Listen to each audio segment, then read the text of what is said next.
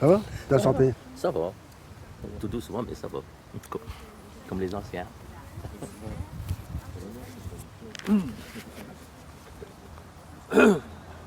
C'est bon?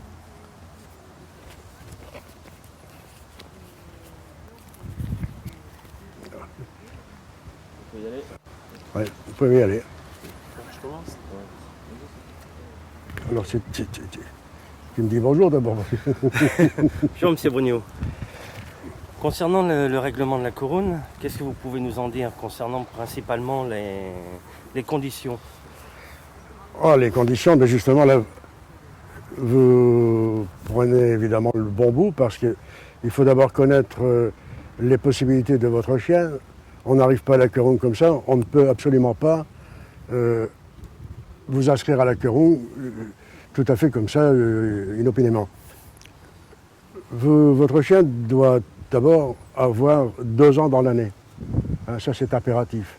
Il doit être titulaire d'un titre de travail. Il doit être titulaire du A. Le A, c'est le cycle qui permet de savoir si le chien a été radiographié et la nature, évidemment, de cette radio. Et alors j'ai dit le A, le titre de travail, pour pouvoir vous inscrire justement à la Couronne. Et la Couronne, pour la Couronne, vous devez remplir un imprimé spécifique. C'est une demande d'engagement que vous devez envoyer à la SCBA, parce qu'il faut être sociétaire de la SCBA. Il faut envoyer directement l'engagement à la SCBA et non pas à l'organisateur, au moins 10 jours avant la date de la Couronne. De la manifestation. De la manifestation. D'accord. Et à ce moment-là, évidemment, vous soumettrez aux exercices, évidemment, que le juge vous demandera De faire. Voilà. Et quel est le but de la Couronne, M. Brugnot? Ben, le but de la Couronne, c'est un terme allemand. Évidemment, ça nous vient de l'Allemagne. Et Couronne veut dire en allemand sélection. Vous verrez que dans tout ce que votre chien devra satisfaire, c'est un exercice de sélection parce que nous allons vérifier son comportement, sa sociabilité, sa crainte au coup de feu, ses mensurations, sa taille, son poids, le tour de poitrine, etc., pour voir si il est bien dans le standard, puisque c'est un examen de sélection. Il faut absolument, c'est un examen de sélection, mais pour la reproduction. Il faut donc qu'il satisfasse à toutes les exigences du standard. D'accord. Il y a le poids, il y a la toise, il y a le périmètre de poitrine, il y a toutes ces choses-là. Il y a aussi après, évidemment, le comportement avec lequel on peut apprécier sa sociabilité. Oui. Le chien doit être social. Et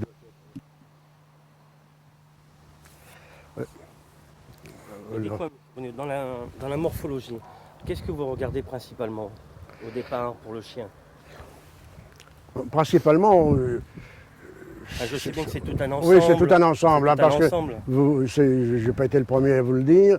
Le chien, c'est un ensemble de qualités. D'ailleurs, il faut apprécier un chien dans son ensemble et non pas sur un seul critère. Mais comme je le disais il y a quelques instants, la Couronne, c'est un examen de sélection. C'est un examen qui est important pour la reproduction. Il nous faut donc nous assurer que le chien qui est en face de nous soit capable de transmettre les principales qualités que nous recherchons dans le berger allemand. Alors, les principales qualités, la taille par exemple. La taille, c'est très important pour nous parce que la taille du berger allemand mâle par exemple doit être comprise entre 60 et 65 cm au garrot. Si le chien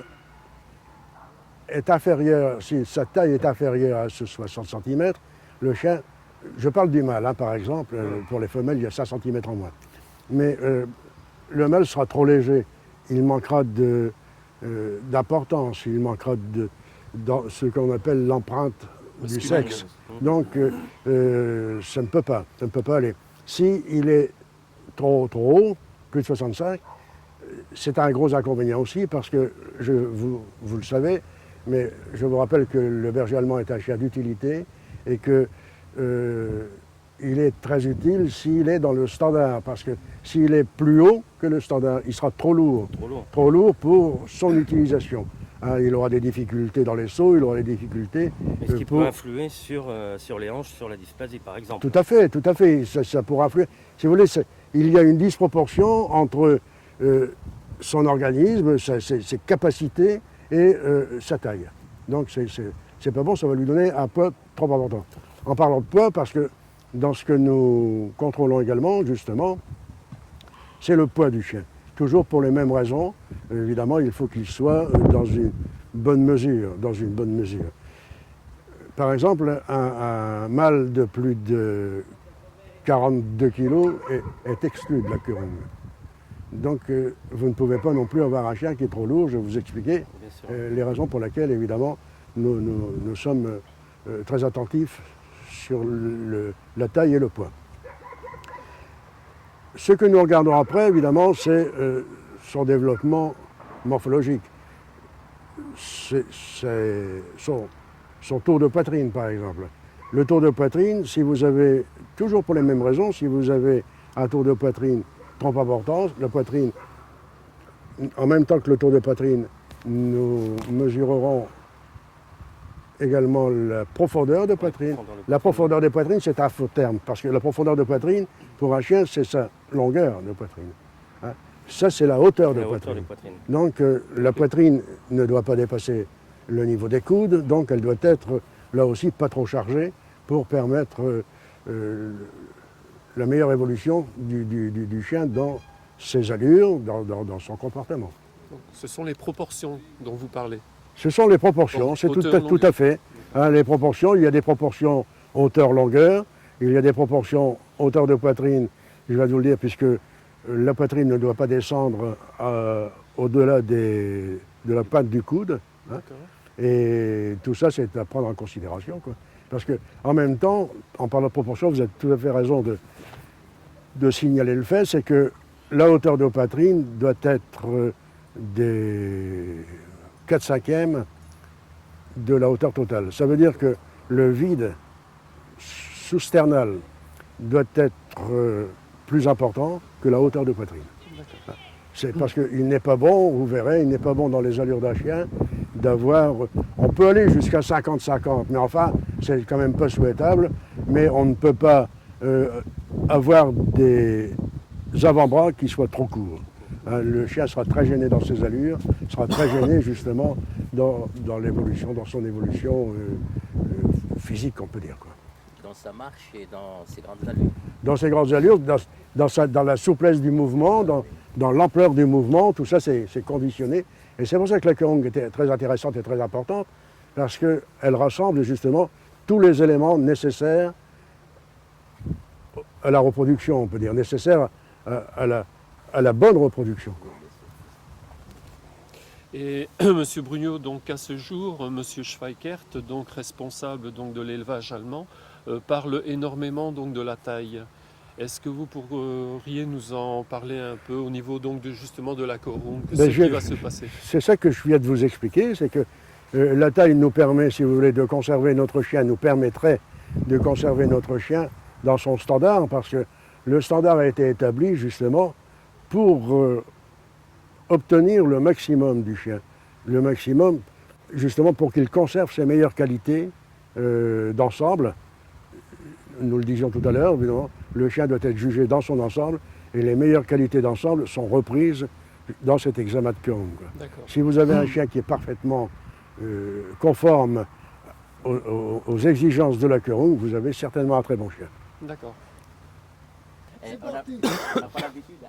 Oh, monsieur le juge, je suis noir. Et la tête, on en parle? Ça tourne, hein? Oui, oui. Ouais, ouais. Et monsieur Bruno, et question de tête, là. Je vous en ai dit un mot en passant, mais très rapidement, c'est-à-dire que le chien doit avoir l'empreinte de son sexe.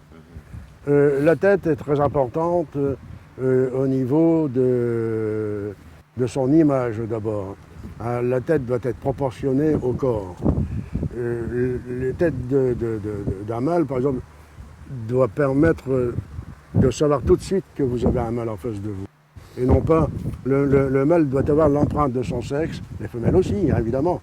Mais il ne faut pas une tête de femelle qui soit trop masculine, elle perd de sa valeur. Et dans la tête, eh bien, c'est très important, et il y a un tas d'éléments, là, justement, il faudrait réserver tout un chapitre à la tête. La tête doit être proportionnée. Le front doit être... Le front, ne nous trompons pas avec la face frontale, hein, parce que, évidemment, le terme allemand de la face frontale, c'est justement le front. Moi, je vous parle de la tête. Le front, le crâne doit être large au niveau des oreilles. Il doit être de longueur égale au chanfrein pour avoir une tête proportionnée. Et avec des mâchoires. Alors, dans la tête, nous trouvons évidemment les mâchoires supérieures et la mandibule. La mandibule, c'est la mâchoire inférieure, c'est celle qui se meut, hein, c'est pour ça qu'on appelle ça la mandibule. Doivent être fortes, bien, avec des dents bien implantées, parce qu'évidemment, il faut savoir que le chien, c'est un carnivore et qu'il a besoin évidemment d'une très bonne denture. Il faut des yeux sombres. Dans l'examen de la querung, on nous demande également si les yeux sont sombres ou s'ils sont clairs ou s'ils sont à moitié clairs et sombres. Ça, c'est important au niveau du caractère. On a l'habitude de penser, et c'est certainement pas faux, que les chiens avec des yeux clairs n'ont pas un caractère aussi sûr qu'un chien. Évidemment, on pourra toujours parler d'exception, mais normalement, les yeux doivent être foncés pour avoir une sécurité sur le caractère. Vous avez tout ça dans la tête. Évidemment, il y a les oreilles aussi. Les oreilles, évidemment, doivent être aussi dressées droites et de bonnes proportions pour l'image du chien, pour justement... tout ça, ça fait partie de l'ensemble, hein, du jugement que vous allez faire sur votre chien. Et au niveau de la dentition, quels sont les problèmes que l'on pourrait retrouver au niveau de la couronne, justement? Les problèmes qui ressortent le plus souvent, c'est surtout, évidemment, le manque de dents, quoi, hein. S'il y a des manques de dents, parce qu'il y a aussi un barème de querung. La classe 1 est réservée aux chiens qui ont une denture sans défaut. Il y a beaucoup à dire aussi sur les dents. Les dents doivent être fortes. Elles doivent être fortes, ça veut dire qu'il ne doit pas avoir entre deux dents, entre l'espace interdentaire. C'est ça qu'on appelle l'espace interdentaire. Quand les dents sont trop espacées, en général, elles sont trop petites, insuffisamment développées. Et à ce moment-là, si on continue à élever avec des chiens qui ont des dents pas suffisamment fortes, trop petites, trop faibles, eh bien, nous allons arriver dans 10 ou 15 générations à des gencives qui ne porteront plus de dents apparentes. De façon que des manques de dents beaucoup plus... Je ne dis pas des manques de dents, je ne parle pas des manques de dents, je parle des dents trop faibles. Il faut savoir que le chien, pour vivre, a besoin de dents fortes, juste pour croquer ses proies. Si les dents sont trop faibles, trop petites, évidemment, il ne pourra plus se nourrir normalement. Le manque de dents, ça c'est autre chose, évidemment, c'est génétique souvent. Et quand il manque des dents, évidemment, le chien ne peut plus non plus mâcher et s'en servir comme si elles étaient tout à fait normales. Et les doubles dents, M. Brugnot? Les doubles dents, alors là, les Allemands, évidemment, ils en tiennent compte, ils ne les admettent pas trop, parce qu'elles ont la propriété, on pourrait dire que c'est peut-être un avantage, mais il y a un inconvénient, c'est que la double dent prend de la place. Et elle va avoir pour inconvénient d'allonger le chanfrein. D'accord. Hein, allonger le chanfrein, ça veut dire l'affaiblir. L'affaiblir, puisque si le chanfrein est court, si vous voulez, il sera puissant, il sera ferme et fort. Si le chanfrein est beaucoup plus long, il est vulnérable, si vous voulez, au niveau de sa puissance. Ça, c'est aussi très important. Alors, il faut savoir que, comme d'ailleurs les Allemands rapprochent l'excellente tête et les osseless à la première classe de la queroune. Ça veut dire que s'il manque des dents, le chien ne pourra pas obtenir la première classe. Ce que nous voyons très souvent aussi, ce sont des dents cassées. J'allais en parler justement, les dents cassées. Alors les dents cassées, c'est aussi un inconvénient important. Nous admettons jusqu'à maintenant les certificats vétérinaires qui certifient que la dent a été cassée accidentellement. Mais enfin, on n'y croit pas trop et ça n'est pas souhaitable parce que les dents doivent être de bonne qualité. Et le chien ne doit pas avoir des dents cassables. Hein. Alors, il faut éviter d'employer des reproducteurs qui auraient des dents cassées, parce que les Allemands en particulier, ou tout au moins les éleveurs les plus compétents chez nous, n'aiment pas ça du tout. Il faut surveiller que les reproducteurs soient solides en tout point, et même au niveau des dents, et surtout même au niveau des dents. D'accord. Donc là, on a parlé de la tête jusque maintenant. Est-ce que vous pourriez nous dire un mot maintenant, je vais dire, sur le dos du chien? La fermeté, on entend souvent Oui, la pigmentation. Oui. Alors, le dos du chien, c'est important. C'est aussi une pièce maîtresse du chien pour son appréciation. C'est d'abord le garrot. Le garrot doit être puissant, doit être de bonne hauteur, de bonne proportion. Il faut savoir que l'hyper-garrot, c'est-à-dire le chien qui serait trop haut du garrot, comme disaient les Allemands, le chien qui est construit en hyène, c'est-à-dire avec un garrot très haut et qui descend fortement, si vous voulez, pour avoir un arrière-main un peu écrasé, Oui. Ça, c'est pas bon. Le chien, il faut savoir que le garrot doit être légèrement plus haut que la croupe. Il faut savoir que dans les allures, quand le chien est en allure, le dos doit être à l'horizontale. C'est ça le bon chien. Le garrot doit être ferme, doit être fort, le dos doit être solide, légèrement voussé pour, comment dirais-je, et pour acquérir cette puissance, pour éviter que le dos se creuse, pour éviter que le dos cède. Mais tout simplement, si vous voulez, un dos à l'horizontale très légèrement voussé avec une croupe dans la ligne du dos, ce serait l'idéal, ça. La croupe a une partie, est une partie importante. C'est une partie aussi très importante. C'est une partie aussi très importante parce qu'il faut savoir que la croupe, au départ de la croupe, c'est-à-dire à l'avant de la croupe, sont accrochés des muscles qui font fonctionner la cuisse et la jambe, si vous voulez. Et à l'arrière, tout à fait au bout de la croupe, il y a aussi d'autres muscles qui permettent le fonctionnement. La poussée arrière. La poussée arrière qui serait conditionnée davantage par les muscles de l'avant, si vous voulez, mais les uns sont aussi importants. La croupe doit être inclinée environ à 22 degrés, 23 degrés. Il faut savoir que si elle est inclinée trop fortement, les muscles, quand ils sont accrochés là et accrochés là, vont vous donner une cuisse trop étroite. Trop étroite, elle n'aura pas la puissance, si vous voulez, parce que le chien se meut avec un mouvement qui part de l'arrière. C'est donc une poussée arrière qui est transmise par cette croupe aux muscles du dos et qui projette l'avant-main à l'avant, qui projette le membre antérieur à l'avant pour assurer, si vous voulez, la prise de terrain.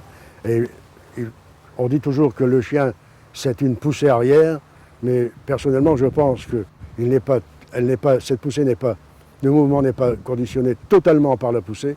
Il y a quand même une partie de l'avant qui s'accroche, si vous voulez, qui permet, en poussant juste sur l'antérieur, de réceptionner sérieusement la poussée qui lui vient de l'arrière. Donc vous parlez de poussée et j'ai entendu dire également le mot amplitude. Alors, l'amplitude, elle est conditionnée là, par la forme de l'avant-main, parce que la poussée elle est toujours importante, elle est toujours suffisante. Mais ce qui est souvent insuffisant, c'est la réception de ce mouvement. Parce que La poussée est toujours là, il y en a toujours suffisamment, mais ce qui n'a pas suffisamment, c'est le développement du membre antérieur qui permet de réceptionner cette poussée de l'arrière. Dans ce mouvement, il y a une chose très importante qui passe souvent inaperçue, c'est la forme du pâturon, la forme du poignet. Oui. Le poignet doit être assez long, je veux dire, c'est-à-dire qu'il ne doit pas être trop court. Il doit avoir une longueur qui permette lui aussi son développement. Il doit être légèrement incliné d'une vingtaine de degrés, 22 degrés aussi. Et le pied doit être rond. Ça, c'est très important parce que ce que personnellement je n'aime pas, c'est le pied de lapin, si vous voulez, qui est très plat, Très plat. Avec des doigts trop longs. avec des doigts longs, c'est des pieds vraiment plats, et qui n'accrochent pas sur le terrain. Si le pied se pose à plat comme ça, ben, il aura certainement moins de facilité que si c'est un pied de chat qui s'accroche au terrain pour justement bien réceptionner le mouvement qui lui vient de l'arrière. D'accord. Je veux dire que tout est important. Nous venons de prendre ici un petit peu en vrac comme ça toutes les qualités parce que vous me faites parler de la querung, mais en fait vous venez de me faire parler de l'anatomie du chien, du chien de sport, de votre chien, du chien que nous voulons apprécier. La querung nous y aide beaucoup parce que avec le questionnaire qu'il faut remplir, parce que quand on voit, si vous voulez, le juge de querung doit remplir un questionnaire, vous voyez, à peu près comme celui-ci, avec toutes les questions qui concernent le caractère, qui concernent la fermeté, qui concernent la musculature, qui concernent la face frontale. Je vois ici, vous voyez, c'est marqué front, c'est un terme allemand qui veut dire la face frontale, la devanture. Et bien là aussi, c'est très important parce que la devanture du chien, sa face frontale doit être absolument droite, dans la parallèle à partir des épaules, tout ça, mais des membres absolument fermes et droits, pour que le terrain puisse se prendre, évidemment entre guillemets, d'une façon très facile et très bonne, et avec beaucoup de solidité, beaucoup de fermeté. Si la face frontale est arrondie, comme ça par exemple, il ne peut plus y avoir le même appui, il ne peut plus y avoir la même solidité sur l'appui et la même puissance, la même solidité dans le mouvement. Hein, donc tout ça c'est important. Et vous voyez, les Allemands nous obligent à répondre à toutes les questions. Et alors, ils parlent des pieds, ils parlent des ongles, ça c'est pour la pigmentation. Alors, ils parlent des yeux et ils parlent des mâchoires et des dents. Voyez-vous, donc tout ça, tout ce que je viens de vous dire, c'est repris dans l'imprimé de la querung et nous devons y répondre. Et à la fin, on nous demande de classer le chien en 1 ou en 2. D'accord. Et pour évidemment une durée. Vous ne m'interrogez pas sur la durée de la querung. Renouvellement. C'est aussi très important. La querung est attribuée pour 1 an. Est attribuée pour 2 ans. Pour 1 an, si nous jugeons que le chien peut s'améliorer Dans les 2 ans. dans les 2 ans. Il faut compter sur la durée de la querung. En fait, c'est la confirmation, quoi. Non. C'est plus élaboré que la. Oh bah, la confirmation, c'est rien du tout. Ouais, Hein. non, mais c'est ce qui remplace en Allemagne, c'est ce qui remplace. Oh non. Non, ça c'est un terme qui a été mauvais dès le départ. On a dit querung confirmation. C'est pas vrai. Querung sélection. C'est pas une confirmation, une sélection. Donc n'importe quel chien peut reproduire hein, s'il n'y a pas des défauts, comment dirais-je, trop importants. D'état, Ouais. spécifique. Mais entre la confirmation, d'ailleurs vous voyez bien que les chiens même confirmés ne passent pas la querung. Pour passer la querung, il faut la radio. Il faut un titre de travail. Oui. Chose que la confirmation ne trouve Oui. pas. Il n'exige pas. Parce qu'en Allemagne, il n'y a pas la confirmation, justement, et c'est la couronne qui remplace la confirmation. Mais non, Tcho. Non. Mais non, parce qu'il n'y a pas de confirmation. Voilà. Mais par contre, il y a un examen de sélection. Voilà. Il faut savoir que en Allemagne, il y a actuellement 25 000 naissances par an. On peut passer la queue à plus de 2 ans, quoi, si tu veux. Tu peux passer à partir de 2 ans dans l'année, mais tu peux fort bien la passer l'année suivante ou l'année d'après, même 3-4 ans. Alors, avec 25 000 naissances par an, donc ça nous ferait peut-être 30 000 chiens capables de passer la queue, par exemple. Et il n'y en a que 5 000 par an qui passent la queue, dont la moitié en renouvellement. Donc tu vois qu'il n'y a que 2500 chiens nouveaux qui passent la queue Ouais, minorité. en Allemagne, et on est loin de la confirmation. Mais là, vous nous parlez déjà de renouvellement.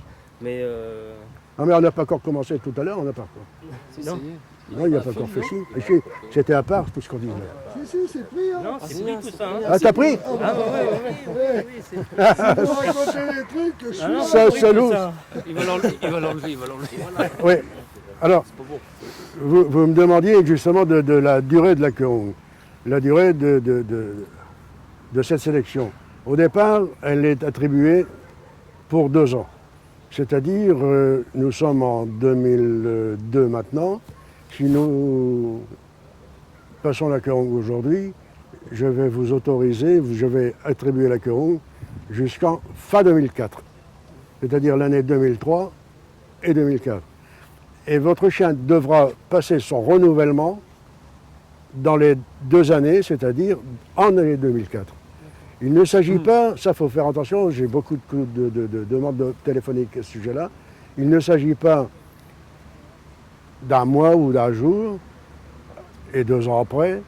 C'est pas parce qu'on est le mois d'octobre aujourd'hui que vous devrez repasser au mois d'octobre en 2004. Non, C'est dans le courant de la deuxième c'est année. dans le courant de la 2e année. D'accord. Donc il peut y avoir même 18 mois. Hein. D'accord. Mais il peut en avoir, il peut avoir 2 ans et demi dans certains cas.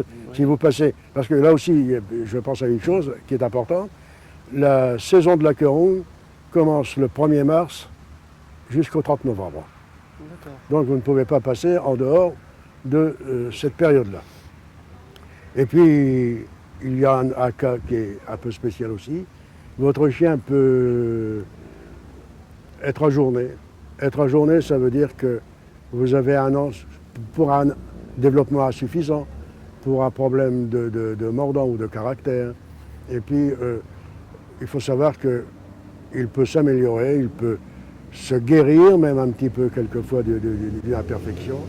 Et vous avez le droit de repasser une fois dans un an. D'accord. Vous parlez Mais vous n'aurez pas le droit d'avoir un 2e ajournement pour le même cas. Ah d'accord. D'accord. Pendant que je pense, il y a aussi une chose importante, c'est que les chiennes, en période De gestation. de gestation ou C'est ce que j'allais d'allaitement, demander. peuvent obtenir un sursis pour repasser l'année suivante. Seules les chiennes peuvent obtenir ce sursis, Cette dérogation. cette dérogation. D'accord. Hein. Les étalons n'ont aucune raison de solliciter un sursis. Mais monsieur le juge, c'est... moi je vous entends de loin là. Mais c'est n'importe quel juge qui passe la couronne. N'importe qui en France qui est juge peut passer la couronne. Non, non. Ah bah, Tu m'interroges aussi là? ah oui, bah, bien sûr, ça tourne. Ah bon? Non. Non, justement, ça c'est très important et c'est un de nos gros problèmes actuels. C'est que les Allemands exigent que le juge de queue soit un juge agréé par l'ESV. L'ESV, c'est la Société du chien de berger allemand en Allemagne. Et seuls ces juges-là peuvent examiner et attribuer la queue à vos chiens. Les autres, malheureusement, évidemment, s'ils ne satisfont pas à cet examen du ESV en ce qui concerne l'agrégation, la reconnaissance par l'ESV, évidemment, ils ne peuvent pas passer la queue. Donc il faut obligatoirement que ce soit un juge agréé du SV. Tout à fait, tout à fait. C'est tout ce qu'on peut vous dire sur la partie morphologie, sur la partie physique, qui est très utile évidemment pour l'utilisation de notre chien. Mais évidemment, la partie qui est très importante aussi, c'est son caractère. C'est ce que Et- Au niveau du test de caractère, donc comment se déroule l'épreuve à la couronne? Voilà aussi, c'est une partie importante parce que le caractère commence à s'apprécier déjà par le comportement du chien. C'est un peu comme dans le RCI. Vous l'avez déjà remarqué, je fais placer les chiens évidemment autour d'un petit ring, d'un terrain, et nous passons dans les chiens avec un petit groupe de 4 ou 5 personnes, de façon à pouvoir apprécier le comportement du chien vis-à-vis de l'étranger qui vient justement le croiser et passer près de lui. Donc déjà sur la partie morphologique, lorsque vous jugez le chien, vous jugez aussi déjà le caractère, dès le début. C'est une question très très intéressante et je te remercie de la poser parce qu'il faut savoir que le caractère est apprécié pendant toute la durée de l'examen. C'est-à-dire dès le départ, dès le début, jusqu'à la fin, quand vous sortirez, même quand vous passerez, parce que cette épreuve de morphologie dont on vient de parler se situe après les tests de mordant.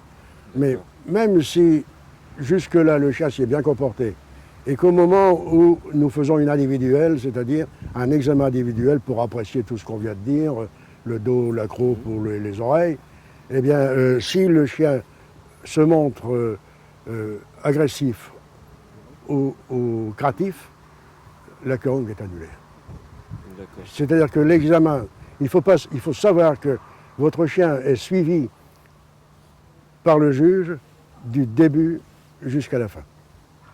Alors là, je vous parlais évidemment, il y a, au moment où on fait le test de comportement, l'examen du comportement, il y a également un test de coup de feu.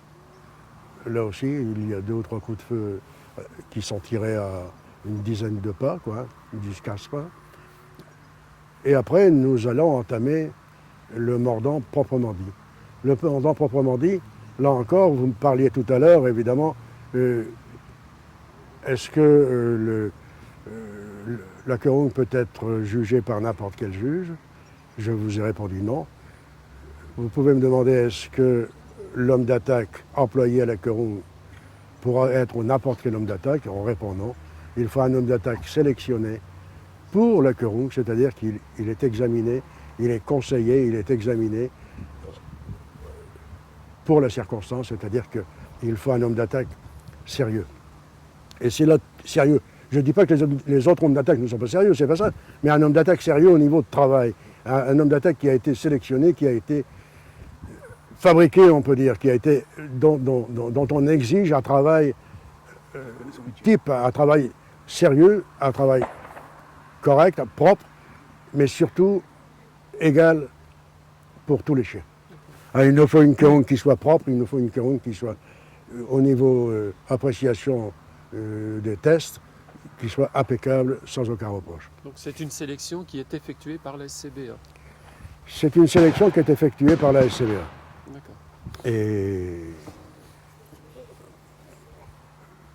c'est une sélection qui est faite par des juges formateurs, des juges utilisateurs formateurs, qui ont été chargés justement pour leur capacité à nous donner, à nous choisir des hommes d'attaque.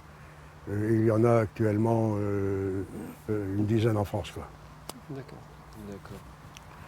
Alors, l'exercice de mordant va se situer en 2 parties.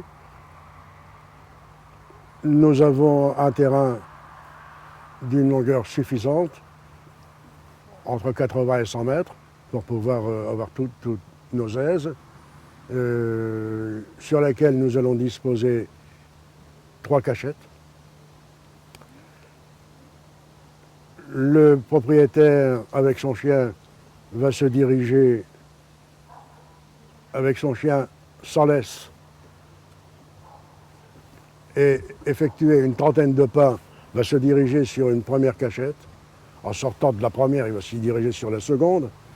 L'homme d'attaque va sortir brutalement de cette deuxième cachet, va agresser le chien en venant à sa rencontre avec des menaces de la voix et des gestes de bâton. Le chien doit saisir l'homme d'attaque. Le mordant va durer environ 6 secondes. Il nous faut un mordant ferme, comme on dit vulgairement en Prise en RCI, gueule. une bonne prise en gueule, à forte gueule si vous voulez. Il ne D'accord. faut pas mordre sur le bout des lèvres. Oui. Et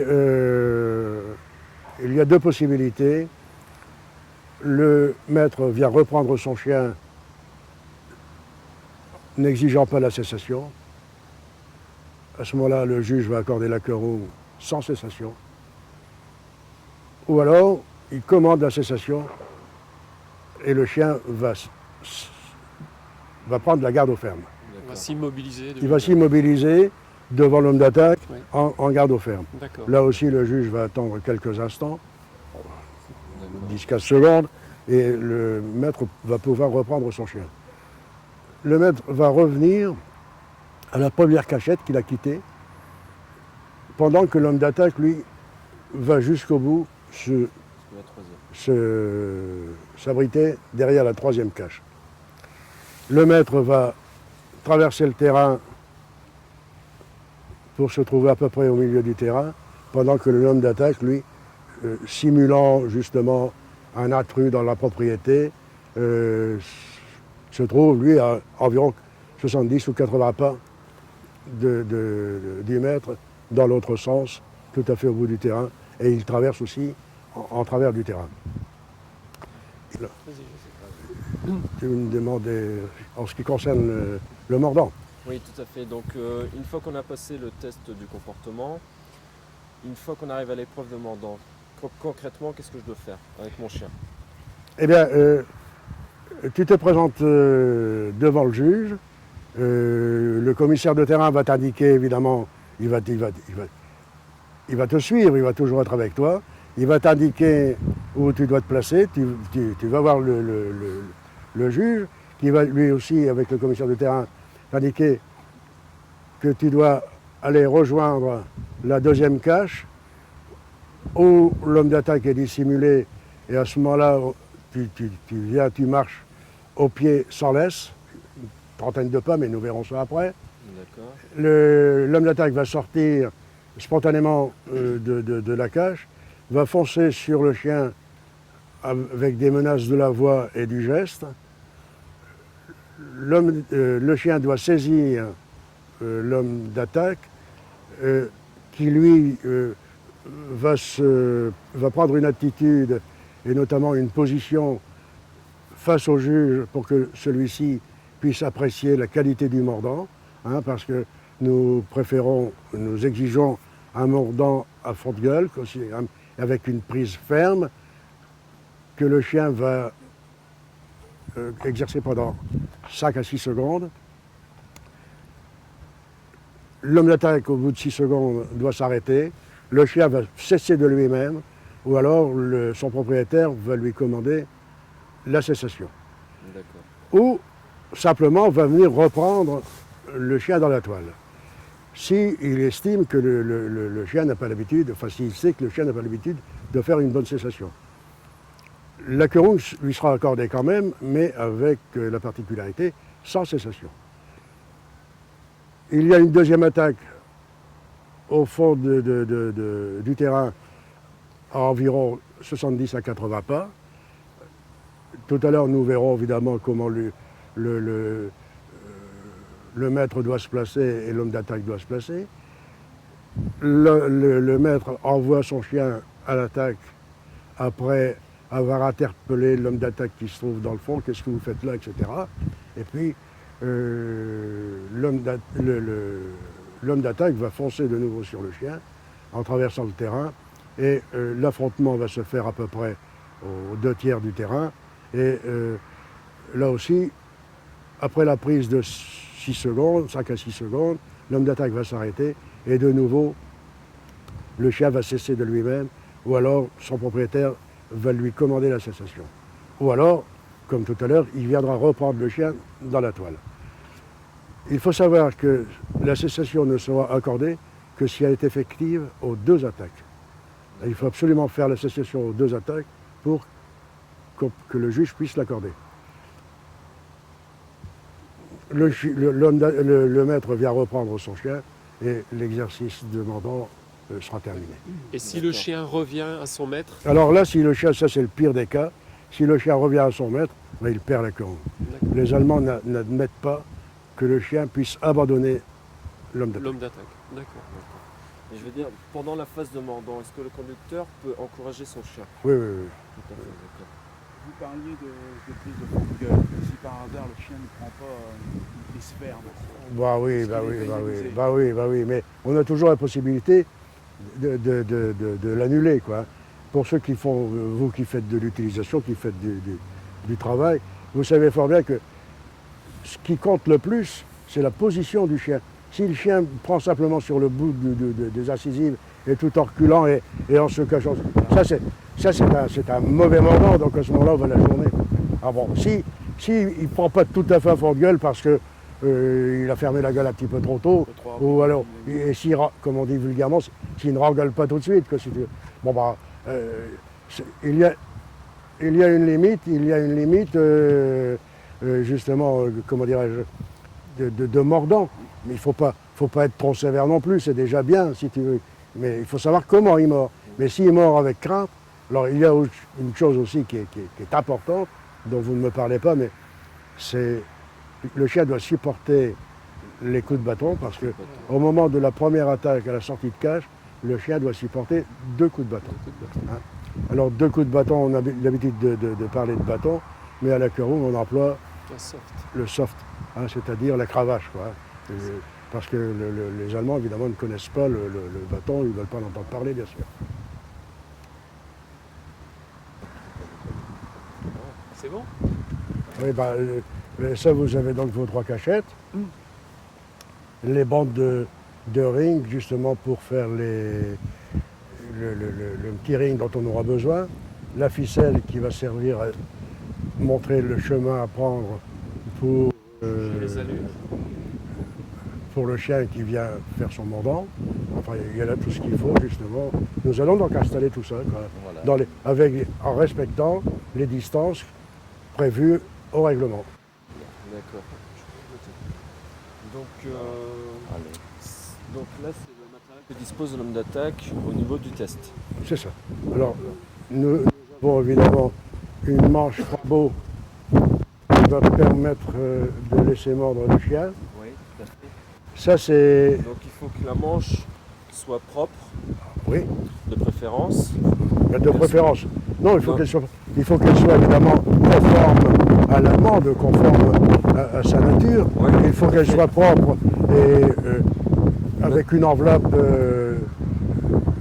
neuve, mais tout au moins récente, qui ne Pour présente éviter pas, que le chien qui ne présente pas de reste déchirure. dedans lors de la cessation.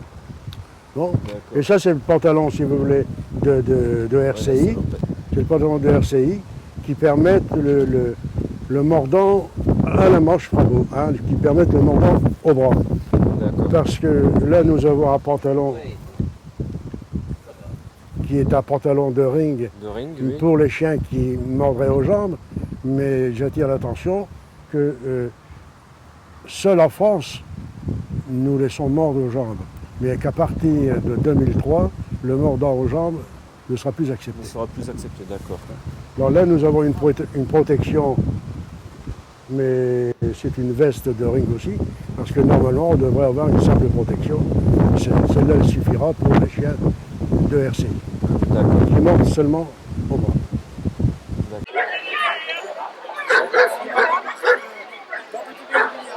Ja, und manchmal war so ein Ausfallschritt da.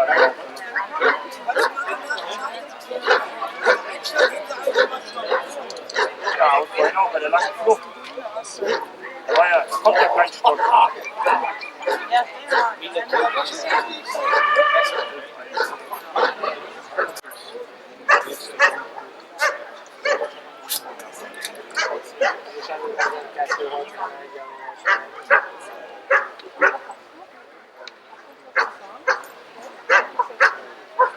Katalognummer 2108 ausgeprägte